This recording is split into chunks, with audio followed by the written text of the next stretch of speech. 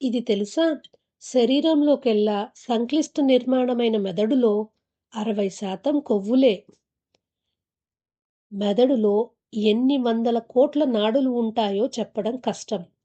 ఇసుక రేణువు పరిమాణంలో ఉన్న మెదడు కణజాలంలో దాదాపు 1,00,000 న్యూరాన్లు, వాటిని అనుసంధానిస్తూ 100 కోట్ల పైచిలుకు నాడీ తంతులు ఉంటాయనేదే ఓ అధ్యయనం.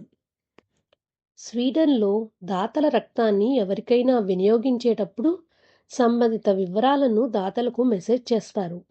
తాము ఇచ్చిన రక్తం సద్వినియోగం అవుతోందో లేదో తెలియక చాలామంది రక్తదానం చేయడానికి వెనకాడుతుండడంతో ఈ పద్ధతిని ప్రవేశపెట్టారట.